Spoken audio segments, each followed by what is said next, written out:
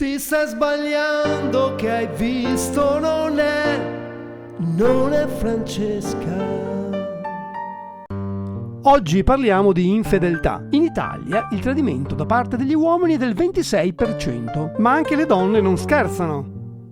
Il 19% ha ammesso di aver tradito almeno una volta il proprio compagno.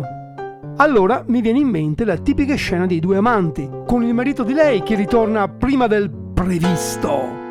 Nasconditi, dice la moglie. Dove? Sotto il letto? Ma no, è il primo posto che va a guardare.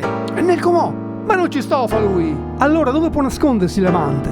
Naturalmente nell'armadio. L'uomo tutto nudo entra nell'armadio e si appende al tubo, come fosse in autobus. Entra il marito e comincia a investigare. Guarda sotto il letto e non lo trova.